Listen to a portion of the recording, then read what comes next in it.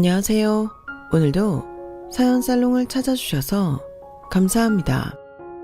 성북구에 사는 40대 여성이에요. 인생의 위기를 맞아보면 진짜 내 편이 누구인지 알게 된다고 하죠. 저희 부부는 결혼 17년 만에 경제적 위기를 맞으면서 그런 경험을 하게 되었어요. 세상에 믿을 만한 사람은 가족밖에 없다고들 하지만 그 말이 다 맞는 건 아니더라고요. 남편 사업이 망하고 집이 경매에 넘어갈 상황이 되자 제일 먼저 손절한 사람들이 바로 친정 식구들과 시댁 식구들이었거든요. 잘 살 땐 누구보다 저희 집 문턱을 뻔질나게 드나들던 사람들인데 말이죠. 그때 알았어요. 돈이 있어야 부모도 있고 형제도 있다는 사실을요. 처음 친정 식구들한테 손절을 당했다는 걸 알고는 충격을 받긴 했지만 내심 내가 친자식이 아니라서 그런가 보다 생각했어요. 네, 저는 입양아예요. 5살 때 친엄마 손에 이끌려 시설에 버려졌고 이듬해 지금 부모님 댁에 입양이 되었어요. 어린 나이에 입양이 된 경우라서 솔직히 친부모 얼굴은 기억도 안 나요. 하지만 어렴풋이 제가 입양되었다는 사실만은 기억하고 있어요. 시설에서 또래 친구들과 뛰어놀던 거랑 밤마다 엄마를 찾으며 울어서 선생님들한테 혼났던 기억이 남아있거든요. 저를 입양하신 양부모님은 난임으로 고생을 하시던 분들이었어요. 그래서 저를 입양하셨는데 하필 저를 입양하고 얼마 안 돼서 임신 사실을 알게 되신 거예요. 그래도 저를 파양하지 않고 키워주신 거에 대해서는 정말 감사드려요. 그래서 그 고마움 때문에 자라면서 어떻게든 양부모님께 은혜를 갚으려고 노력했어요. 양부모님은 저를 입양하고 이듬해 친딸을 낳은 후로도 저를 차별 없이 키워주셨어요. 내심 언제 다시 버려지지 않을까 조바심을 냈었는데 그런 점에선 참 다행이었죠. 7살 어린 여동생은 너무 작고 사랑스러웠어요. 눈썹도 길고 피부도 하얘서 제 눈에는 동화 속 공주님처럼 보였거든요. 여동생은 자라면서 누구에게나 사랑받는 아이로 자랐어요. 그래서일까요? 성격은 외모와 달리 무척이나 엉망이었어요. 고집도 세고 자기밖에 모르는 이기적인 아이였죠. 특히 저한테는 너무 함부로 굴었어요. 아직 초등학교도 안 간 아이가 언니인 저한테 입버릇처럼 부모 없는 거지 새끼라고 부를 정도니 말 다 했죠. 차라리 말 못하고 기저귀에 똥오줌을 싸던 시절의 동생이 훨씬 나았다고 생각할 정도였어요. 동생은 자라면서 더했으면 더했지 좀처럼 나아지지 않더라고요. 그런데도 부모님은 그런 동생을 혼내기는커녕 모른 척 눈 감아주기에 급급했어요. 네가 언니니까 좀 참아. 애가 뭘 알고 그러겠니? 철들면 차차 나아지겠지. 엄마 아빠가 죽고 나면 세상에 니들 둘뿐인데 언니인 네가 동생을 안 챙기면 누가 챙기겠어? 양엄마는 늘 제게 동생을 이해하라고 하셨지만 저도 사람인지라 언제까지고 참고만 있을 수는 없었어요. 그러다 그 사단이 나고 말았죠. 그날도 동생은 제게 사납게 달려들며 책가방에 들어있던 필통과 책을 집어던졌어요. 이 거지 새끼야. 나한테 말 걸지 말라 그랬잖아. 더럽게 어디다 손을 대? 나가. 우리 집에서 나가라고. 너 자꾸 이럴래? 내가 너 말 함부로 하지 말랬지. 참는데도 한계가 있어. 자꾸 이러면 나도 안 참는다고. 그러자 동생이 손에 들고 있던 리코더를 제게 던졌어요. 그 리코더는 제 이마로 날아와 정통으로 맞았죠. 약한 살갗이 찢어지면서 피가 주르륵 흘렀고 그걸 보고 겁이 난 동생은 아래층으로 도망치다가 계단에서 구르고 말았어요. 동생의 비명소리를 듣고 달려온 양부모님은 바닥에 쓰러져 있는 동생을 보고는 기겁을 하셨죠. 뒤이어 피를 뚝뚝 흘리며 계단을 내려온 저를 본 엄마는 제게 성큼성큼 걸어왔어요. 내심 엄마가 제 상처를 보고 놀라시면 어쩌나 걱정했는데 그럴 필요가 없었더라고요. 엄마는 손을 허공에 치들더니 그대로 제 뺨을 치셨어요. 짝 소리와 함께 제 얼굴이 휙 돌아갈 정도로 말이죠. 너무 놀라서 눈물만 글썽인 채 서 있는 제게 엄마가 그러더군요. 이 거지 같은 게 감히 누굴 건드려? 불쌍해서 걷어줬더니 은혜도 모르고 내 딸을 다치게 해? 지 부모한테도 벌어진 년이 어디서 감히 내 딸 몸에 손을 대? 나가. 당장 내 집에서 나가. 엄마는 제 등을 떠밀며 현관 밖으로 밀었어요. 제가 그런 게 아니라고 아무리 말을 해도 들으려 하지 않았죠. 보다 못한 아빠가 엄마를 말렸고 저는 아빠 등 뒤에 숨었어요. 그런데 아빠도 별반 다르지 않더라고요. 이 사람아, 이렇게 애를 내쫓으면 사람들이 우릴 뭐라고 하겠어? 동네 시끄럽게 이러지 말고 조용조용히 하라고. 인형이 넌 당장 네 방에 들어가. 저걸 진작에 파양을 시켰어야 했는데. 아휴. 비록 제 편은 아니었지만 어쨌든 아빠 덕분에 저는 길바닥으로 쫓겨날 뻔했던 위기를 넘길 수 있었어요. 제 방에 돌아온 저는 그제야 참았던 눈물이 터져나왔어요. 그래도 나를 자식으로 생각하시는 줄 알았는데 그게 아니었다는 걸 알고 나니 가슴이 뻥 뚫린 것처럼 허전하고 제 자신이 그렇게 가여울 수가 없더라고요. 이런 사람들을 엄마 아빠라고 부르고 살아야 한다니 앞으로 살아갈 일이 한 걱정이었어요. 동생이 어릴 때부터 제게 부모 없는 거지 새끼라고 부른 게 엄마 입버릇에서 나온 소리였다는 걸 깨닫자 동생보다 엄마가 더 미워지더군요. 어린 딸 앞에서 얼마나 저를 두고 그런 소리를 해댔으면 동생이 그 말을 배웠을까. 그렇게 내가 싫었으면 차라리 시설로 돌려보낼 것이지 왜 사람들 앞에서는 그렇게 좋은 엄마처럼 굴면서 나를 키웠는지 이해도 안 가고 한편으로는 무서운 사람들이란 생각이 들었어요. 그날 이후 저는 양부모님과 동생한테 마음의 문을 닫았어요. 그렇다고 눈에 띄게 달라진 건 아니고 마음속으로 결심을 한 거였죠. 고등학교를 졸업하고 대학에 합격한 뒤 저는 집을 나와 기숙사 생활을 했어요. 부모님께는 길에서 버리는 시간이 아까워서 기숙사에 들어간다고 말했지만 실상은 한시라도 그 집에서 나오고 싶었기 때문이었죠. 과외도 하고 조교님께 부탁해 과 사무실로 들어오는 아르바이트를 하며 학비와 생활비를 벌었어요. 부모님께는 장학금으로 충당하게 됐다고 거짓말을 하면서요. 물론 장학금도 받기는 했지만 부분 장학금이라서 나머지 금액은 제가 벌어서 내야만 했지만 그런 얘기는 하지 않았어요. 1년에 한두 번 명절 때나 집에 찾아가곤 했는데 그때마다 동생과 부모님은 제게 서운한 감정을 늘어놓더라고요. 그럴 때마다 한 귀로 듣고 한 귀로 흘렸어요. 어차피 내 가족이 아니라고 생각했으니까요. 그런데도 동생은 끝까지 시비를 걸더군요. 대학 좀 들어갔다고 꼴값 좀 떨지 마. 거지 새끼 주제. 우리 아빠가 주는 돈 아니면 대학도 못 다니면서.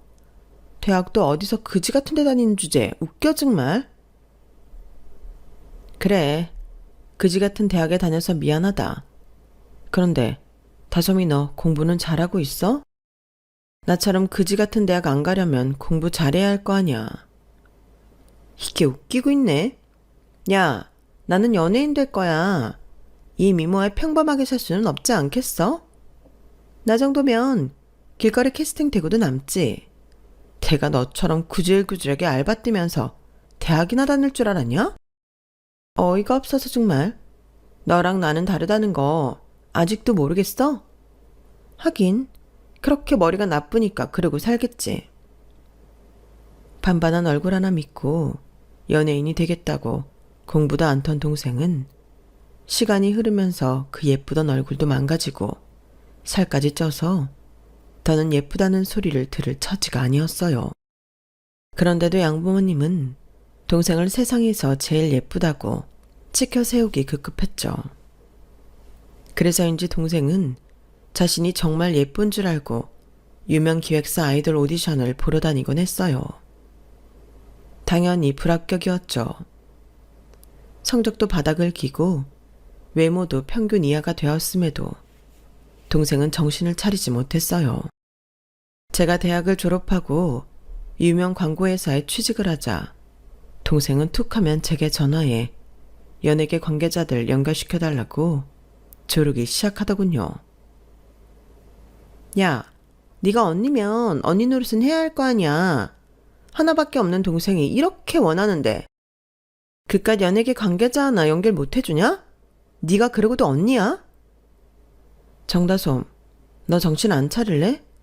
언제까지 연예인 타령을 할 거야? 네가 정말 연예인이 되고 싶다면 그 살부터 빼든가 해. 그리고 요즘은 공부 못하면 연예 기획사에서도 안 뽑아주는 거 모르니? 내가 진작부터 말했잖아. 공부 좀 하라고. 지금 너 상태로는 우리나라 연예 기획사 어디에서도 절대 안 뽑아줘. 그러니까 정신 차려. 바쁜 와중에 툭하면 전화해 되도 않는 소리를 하는 게 짜증이 나서 그간 속에 담고 있던 말을 그냥 해버렸어요. 너 지금 나한테 말 다 했어? 네가 어떻게 나한테 그런 소리를 해? 내가 가만히 있을 줄 알아? 엄마한테 다 이를 거야. 철없는 동생의 말은 하나도 겁이 안 났어요. 하지만 이어진 엄마의 전화에 골치가 아파지긴 했죠. 예, 넌 언니가 돼서는 어쩜 동생한테 그딴 소리를 할 수가 있니? 안 그래도 요즘 자신감이 떨어져서 걱정인데 남도 아니고 너까지 그러면 되겠어? 그래서 말인데 네가 그쪽 생리는 잘 알 테니까 우리 다솜이한테 맞는 기획사 좀 하나 연결해 줘라. 앨범 낼 때 돈이 필요하다면 우리가 대줄 테니까 데뷔만 시켜달라고 해. 엄마, 지금 다솜이 상태로는 데뷔 절대 못해요. 돈을 싸들고 가도 기획사에서 안 받아준다고요. 다솜이야 아직 어리니까 허튼 꿈을 꾼다고 쳐도 엄마까지 그러시면 안 되죠. 그러니까 엄마가 다솜이 좀 정신 차릴 수 있게 옆에서 도와주세요. 그게 다솜이를 위한 길이에요. 됐어. 이게 어디서 충고질이야. 별것도 아닌 게 건방 떨기는. 앞으로 너한테 부탁 같은 거 안 할 테니까 너도 다솜이한테 쓸데없는 소리 하지 마. 불쌍해서 걷어줬더니 머리 좀 컸다고 꼴값은. 이래서 머리 검은 짐승은 거두는 게 아니라는 거야. 아, 내 팔자야. 그래도 한부모 밑에서 자란 정을 생각해서 진심 어린 충고를 했지만 엄마는 오히려 제게 서운해하셨어요. 맹목적인 지지가 자식을 위하는 게 아니라는 걸 엄마는 모르시는 것 같더라고요. 이후 엄마는 고등학생이던 동생한테 성형수술도 시켜주고 업체에 의뢰해 살도 빼주셨지만 여전히 받아주는 기획사는 없었어요. 그렇게 수년을 허송세월만 보내다가 동생은 20대 중반이 되었죠. 더는 희망이 없다는 걸 알게 된 동생은 노선을 바꿔 돈 많은 남자랑 결혼해서 화려한 셀러브를 살겠다고 목표를 바꾸더군요. 목표를 바꾸든 새로운 꿈을 키우든 사실 저랑은 상관없는 일이었지만 어쩌다 보니 그게 또 저랑 얽히게 된 거 있죠. 제가 나이가 30을 넘어가자 여기저기서 선자리가 들어왔어요. 그중 한 사람이 바로 제 남편이었죠. 미국에서 대학을 다닌 남편은 졸업도 하기 전에 친구들과 회사를 차려 자수성가한 사람으로 30대 초반에 자산이 100억이 넘는 사람이었어요. 이후 한국으로 들어와 새로운 사업을 시작한 상태였죠. 저희 회사 고객으로 만났다가 선자리에서 다시 만나게 된 경우였어요.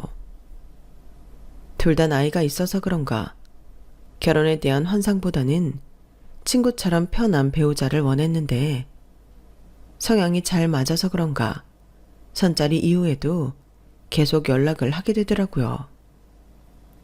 젊은 나이에 사업에 성공한 경험이 있는 사람이라 그런지 모든 면에서 자신감이 넘치는 사람이었어요. 선택과 집중을 잘하는 타입이라서 이거다 싶으면 시간을 끌지 않는 타입이기도 했죠. 그래서 그런지 만난 지 한 달이 넘어가자 바로 청혼을 하지 뭐해요. 사실 나이만 보면 당장 결혼을 해도 이상하지 않을 나이였지만 제 사정상 연애는 몰라도 결혼은 망설여지게 되더라고요. 그래서 솔직하게 말을 했죠. 나는 입양하고 집에서 양부모님 지원을 받을 수 없는 상황이라고요. 그랬더니 너무 담담하게 상관없다고 그러는 거예요. 자기는 처가덕을 볼 생각도 없고 그래야 할 만큼 능력이 없는 사람도 아니라고요. 너무도 쿨하고 당당한 반응에 당황스럽기도 했지만 오히려 그런 점이 편하고 좋았어요.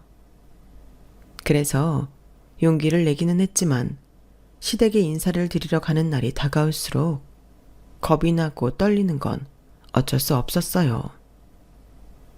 부모님들 입장에선 친부모 얼굴도 모르는 입양아 출신 며느리가 탐탁치 않으실 테니까요. 그래서 또 한 걱정을 하고 있었는데 남편이 그러더라고요. 우리 부모님한테는 굳이 말 안 해도 돼. 괜히 인형이 네 잘못도 아닌 일로 죄인 취급받을 이유는 없으니까. 우리가 앞날을 같이 하려고 하는 결혼이지 부모님께 잘 보이려고 하는 결혼은 아니잖아. 우리만 생각하자. 조금 찔리는 감이 있긴 했지만 남편 말대로 말을 하지 않는 게 선입견을 만들 일도 없고 제가 앞으로 시부모님을 대하는데 나을 것 같아서 그러기로 했어요. 시댁에서는 제 학벌이나 직장 그리고 양부모님 재력을 보시고는 꽤 마음에 들어 하셨어요. 입양하라는 딱지만 빼면 사실 어디에서도 빠지는 조건은 아니었거든요. 양가 부모님 허락도 받고 순조롭게 결혼 준비가 진행되었어요. 그렇게 상견례 날이 되었는데 생각지 못한 일이 벌어진 거예요. 상견례 자리에서 동생이 제가 입양아인 사실을 떠버렸거든요. 제가 돈 많고 조건도 좋은 남자랑 결혼하는 게 셈이 났던 동생이 작정하고 벌인 일이었죠. 아니, 입양아라뇨? 그럼 인영이가 그 집 친딸이 아니란 겁니까? 세상에, 우리 집에 인사 와서는 그 중요한 얘기를 쏙 빼고 하다니. 우린 이 결혼 못 시킵니다. 괘씸해서라도 절대 안 돼요. 시어머니는 세상이 무너진 표정을 하고는 자리에서 일어나려고 하셨어요. 그러자 남편이 어머님을 막아섰죠. 제가 말하지 말라고 했어요. 어머니가 이러실까 봐요. 인영이가 입양하라는 얘기 듣기 전까지 어머니도 좋아하셨잖아요. 괜찮은 며느리 드리게 됐다고 지인분들한테도 자랑하셨잖아요. 그 얘긴 인영이 한 사람만 놓고 봤을 때 어디 하나 흠집 잡을 데가 없다는 얘기 아니에요? 입양아가 된 게 인영이 잘못은 아니잖아요. 그 피해를 왜 인영이가 받아야 하냐고요. 어머니가 반대하셔도 저 이 결혼합니다. 제가 선택한 여자예요. 강경한 남편 반응에 시어머니는 결국 자리에 앉으셨어요.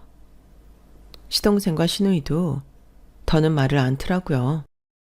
나중에 안 사실이지만 그럴 수밖에 없었던 이유가 있더라고요. 사실 저희 시댁이 처음부터 잘 살았던 건 아니었어요. 아버님이 IMF 때 보증을 잘못 서시는 바람에 집안이 쫄딱 망해서 식구들이 뿔뿔이 흩어져 살다가 남편 사업이 성공하면서 그때부터 살림이 핀 경우더라고요. 아버님이 돌아가신 이후로는 제 남편이 실질적인 가장이나 마찬가지였어요. 시댁 식구들이 살고 있던 집도 남편이 마련해준 집이고 동생들 학비며 결혼 자금도 모두 남편이 대주었으니까요. 그러니 남편 말에 다들 찍소리도 할 수 없는 상황이었던 거죠. 결국 작은 소동은 있었지만 저희는 무사히 결혼을 할 수 있었어요. 결혼 후에도 시댁 식구들은 저를 못마땅해 하긴 했지만 남편 눈치를 보느라 누구 하나 뭐라고 하는 사람은 없었어요. 그도 그럴 게 툭 하면 저희 집에서 돈을 뜯어가곤 했거든요. 시동생은 가게를 확장한다고 손을 벌리고 시누이는 남편 몰래 주식으로 돈을 날렸다며 돈을 해달라고 징징대고 어머님은 어머님대로 차를 바꿔달라고 그러시고 하루가 조용할 날이 없을 정도로 제 남편한테 들러붙어 피를 빨아먹기 바빴어요. 그건 저희 친정도 다를 바 없었어요. 아버지 사업이 내리막을 걷기 시작하면서 생활이 어려워지자 저한테 손을 벌리기 시작했거든요. 일도 않고 집에서 빤빤히 노는 동생은 놔두고 임신 8개월까지 직장을 다니는 제게 생활비 좀 보내라고 계좌번호를 보내더라고요. 어찌나 당당하게 돈을 요구하던지 이러려고 나를 입양해 키웠나 하는 생각까지 들었어요. 시댁이고 친정이고 우리 부부를 마치 공짜 ATM처럼 여기는 모습이 역력했지만 저도 남편도 가족이기 때문에 알면서도 당해줄 수밖에 없었어요. 웃기는 건 자기들은 하루가 멀다 하고 저희 집에서 돈을 뜯어가면서 제가 출산을 앞두고 입주 가사 도우미를 드리자 벌떼처럼 달려들어 난리를 치더라고요. 아니, 네가 뭔데 내 아들 돈을 그렇게 물쓰듯하는 거냐? 네가 하는 게 뭐 있다고 입주 도우미를 써? 너 평소에도 내 아들 등골 빼먹고 사니? 어머님, 무슨 말씀을 그렇게 하세요? 제가 몸이 무거워져서 집안일을 하기 힘들어요. 그렇다고 하루가 멀다 하고 야근을 하는 그이한테 집안일을 도와달라고 할 수는 없잖아요. 게다가 출산 후에도 한동안 집안일을 봐주실 분이 필요하기도 하고요. 제가 그러자고 한 게 아니라 그이가 그러자고 한 거예요. 어머, 지 편하자고 사람 들여놓고 내 아들 핑계대는 것 좀 봐. 그러게, 네가 입양아만 아니었어도 이럴 때 친정엄마 도움 받을 수 있었잖니. 그랬으면 이런 헛돈 안 나가도 되는 거잖아. 안 그래? 이래서 내가 결혼을 반대했던 건데 착해 빠진 내 아들만 등골 빼먹히게 생겼네. 자기들 필요할 때마다 그놈의 입양아를 들먹이며 사람 기죽이는데 정말 미칠 것 같더라고요. 시어머니가 한바탕 소란을 피우고 돌아가자 그 모습을 곁에서 지켜본 입주 도우미 아주머니가 그러더라고요. 새댁, 내가 월급을 덜 받으면 어떨까? 사실 여기서 내가 하는 일도 별로 없고 나야 먹여줘, 재워줘. 돈 필요한 일도 없거든. 시댁에서 자꾸 뭐라고 하면 차라리 내 월급을 깎아요. 난 정말 괜찮으니까. 어머 아주머니, 그런 말이 어딨어요. 자선사업하려고 우리 집에 오신 거예요? 아니잖아요. 왜 열심히 일한 사람 월급을 깎아요? 깎으려거든 시어머니 용돈을 깎아야죠. 솔직히 저희 시댁도 그렇고 친정도 그렇고 우리 부부를 자기들 지갑처럼 알거든요. 나는 입양하니까 그렇다 치지만 제 남편 보면 정말 불쌍해 죽겠어요. 어쩜 부모고 형제고 다들 내 남편한테 돈 뜯어갈 궁리만 하는 건지. 이 집에서 돈 받는 사람 중에 자기 목 다 아는 사람은 아주머니 한 분이니까 절대 월급 깎으라는 둥 그런 소리 마세요. 아셨죠? 남도 이렇게 우리 부부를 걱정해 주는데 어쩌면 가족이라는 사람들은 남보다 못한 짓들을 하는 건지 정말 이해가 안 가더라고요. 출산을 하고 집에 돌아온 뒤에도 제 친정에서는 아무도 찾아오지 않았어요. 제 산후조리를 도맡아 해준 건 도우미 아주머니였죠. 원래는 산후조리원에 들어가려고 했는데 아주머니께서 당신이 해주시겠다고 하시더라고요. 처음엔 빈말이라고 생각했는데 하도 간절히 부탁을 하시는 바람에 결국 그러기로 했던 거예요. 그런데 어찌나 지극정성으로 저를 돌봐주시는지 조리원에 안 가길 잘했다는 생각이 들더라고요. 남편도 아주머니께서 제게 신경을 많이 써주시는 걸 보고는 고마워서 보너스를 두둑히 드려야겠다고 할 정도였어요. 육아휴직을 마치고 제가 회사에 복귀할 때도 아주머니가 저희 아들을 돌봐주셔서 걱정 없이 출근을 할 수 있었어요. 우스갯소리로 내가 부모복은 없어도 가사도우미복은 있다고 할 정도로 아주머니는 마치 친정 엄마처럼 저를 살뜰히 돌봐주셨어요. 아주머니는 저희 아들이 중학교를 졸업할 때까지 저희 집에서 일을 하셨어요. 같이 산 시간이 길어서 언젠가부터는 진짜 가족처럼 허물없는 사이가 되었죠. 할 수만 있다면 오래도록 같이 살고 싶었지만 남편 회사 사정이 갑자기 안 좋아지는 바람에 더는 사람을 쓸 수 없는 지경에 이르게 된 거예요. 그래서 아주머니 퇴직금도 그리 많이 챙겨드리지 못했어요. 아주머니, 죄송해요. 우리 형편이 안 좋아져서 이거밖에 못 챙겨드리게 됐네요. 그동안 정말 고생 많으셨는데 고맙고 죄송해요. 그런 소리 말아요. 이 집에 있는 동안 월급도 그렇고 매번 보너스도 많이 받았는걸요. 그나저나 바깥 양반 사업이 힘들어져서 어떡해요? 시엄마, 혹시 돈 필요하면 언제든 나한테 말해요. 그간 내가 벌기만 했지 쓰고 살지를 않아서 돈이 꽤 있다오. 아주머니도 참, 그 돈을 왜 제가 빌렸어요? 아주머니 노후자금으로 주세요. 아주머니는 사람이 너무 좋아서 탈이라니까요. 그러다 사기라도 안 당할까 걱정이네요. 모쪼록 건강하시고 나중에 정리 좀 되면 한번 연락드릴게요. 가족보다 더 오랜 시간을 함께 살아온 아주머니를 집에서 내보내던 날, 얼마나 가슴 한켠이 시렸는지 몰라요. 마치 가족과 생이별을 하는 기분이더라고요. 하지만 이런 감상에 빠져 지낼 수만은 없었어요. 당장 우리 집이 경매에 넘어갈 위기에 처했거든요. 그래서 어떻게든 이 집만은 지키려고 시댁에 찾아가 돈을 부탁드렸어요. 그랬더니 제 말이 끝나기도 전에 거절을 하시더라고요. 어떻게 알았는지 시누이까지 달려와 제게 막말을 하며 달려드는데 정말 가슴이 서늘해지더라고요.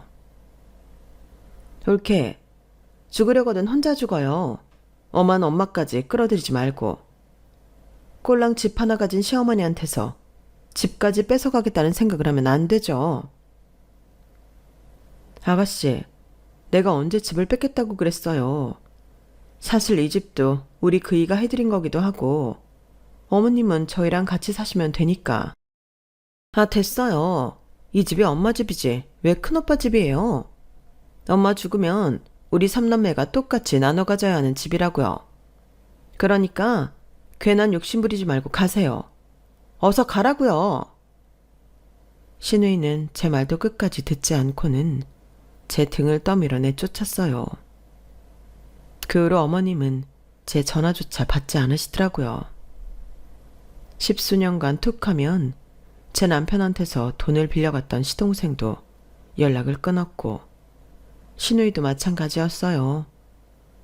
문턱이 닳도록 우리 집에 드나들던 인간들은 그렇게 한순간에 안면몰수하더라고요. 그리고 그건 저희 친정도 마찬가지였어요.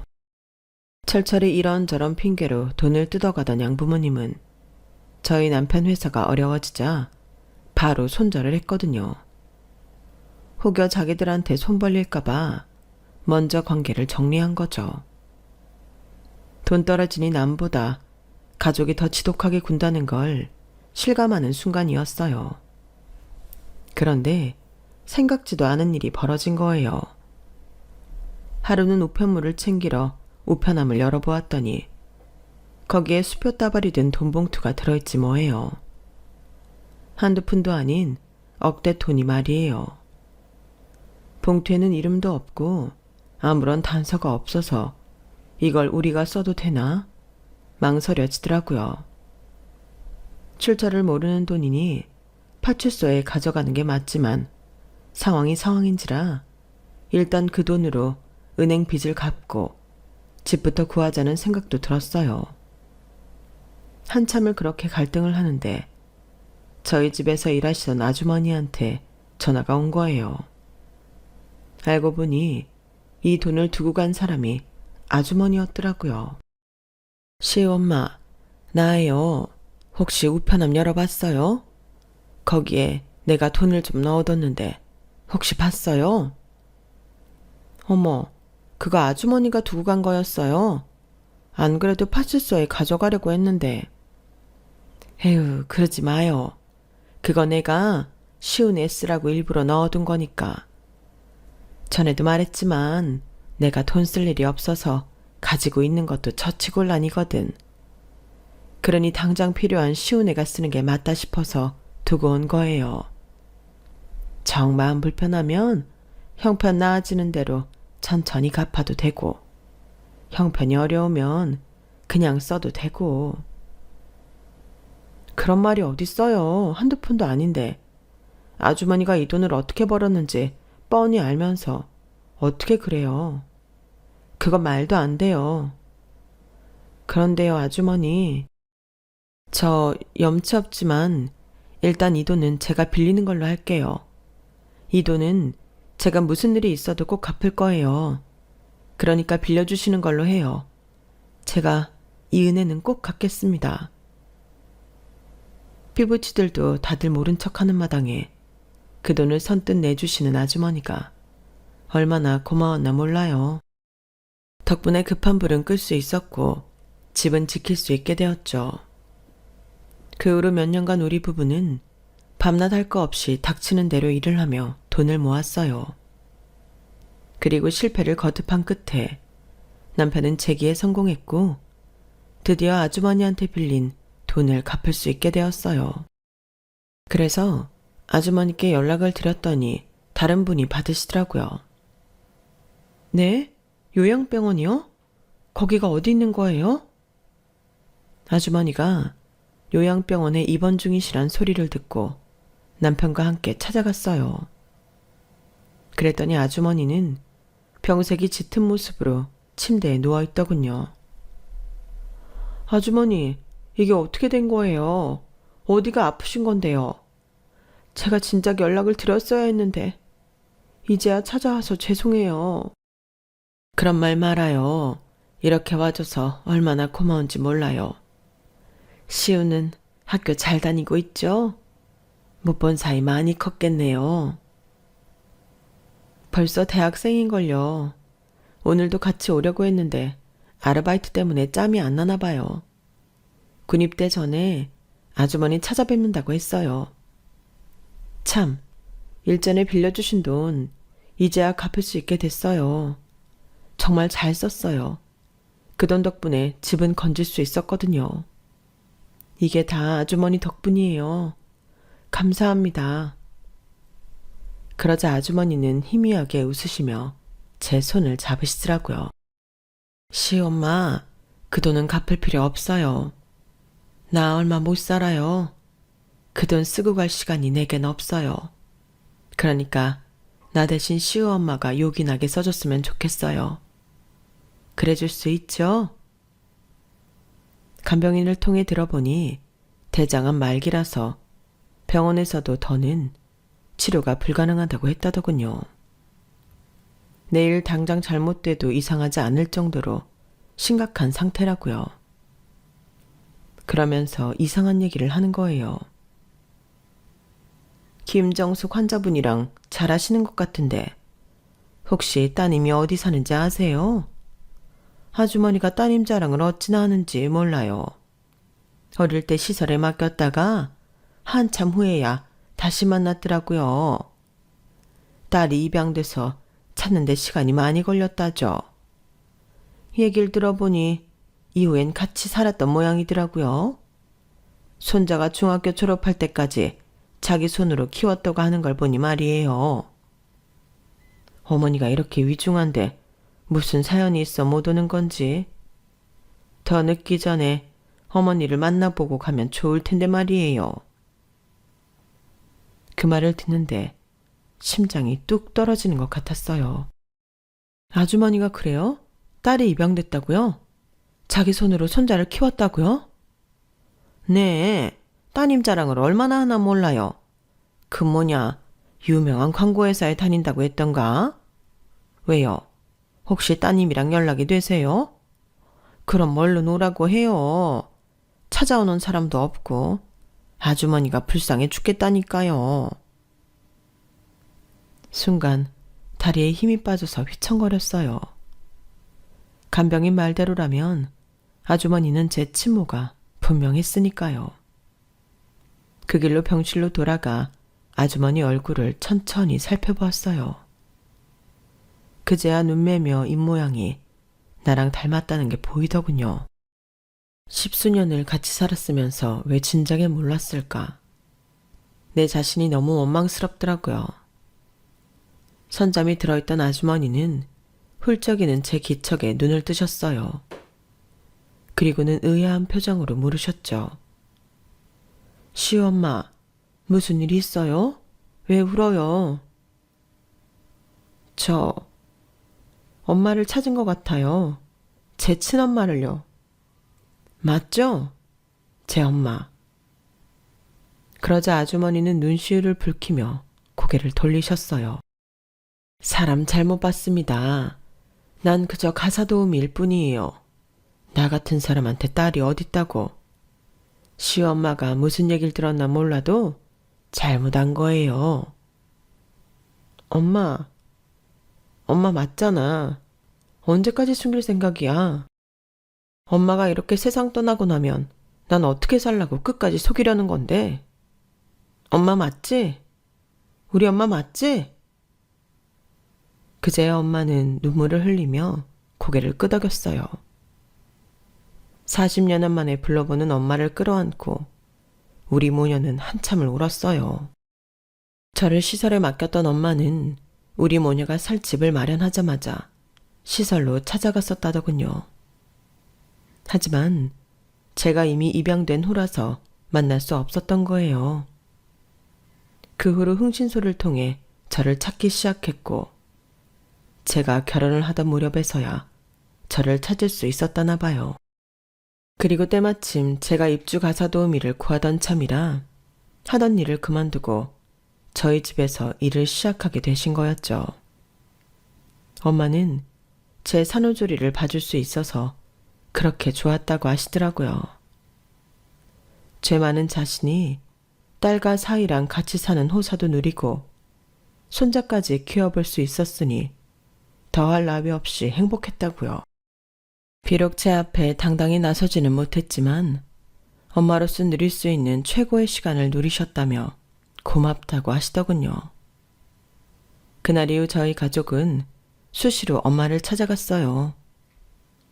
군입대를 앞둔 아들 녀석도 아주머니가 외할머니라는 사실에 놀라면서도 무척 좋아하더군요.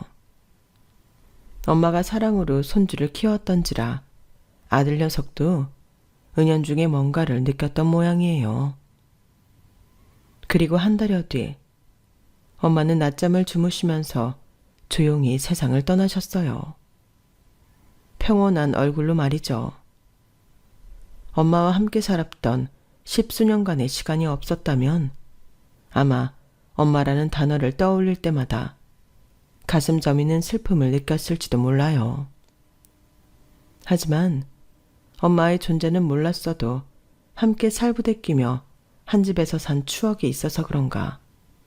이제는 엄마라는 단어가 포근하게만 느껴지네요. 이제 더는 입양아라는 말도 서럽지 않을 것 같아요. 제 가슴 속엔 엄마와 보낸 시간이 고스란히 남아있어서 하나도 외롭거나 서럽지 않거든요. 그러니 엄마도 이제는 저를 향한 미안한 마음은 거두시고 그곳에서 안식하시길 바랍니다. 저도 엄마 덕분에 어려운 시간 잘 이겨내고 가짜 가족보다 진짜 우리 가족에게만 집중하며 살게 되었으니까 걱정하지 마시라고 말씀드리고 싶습니다. 지금까지 제 사연을 들어주셔서 감사합니다. 가족들과 건강하시고 행복하세요. 여러분, 사연 댓글에 응원과 현명한 조언 부탁드려요. 좋아요와 구독은 저에게 큰 힘이 됩니다. 오늘도 좋은 일 가득하세요.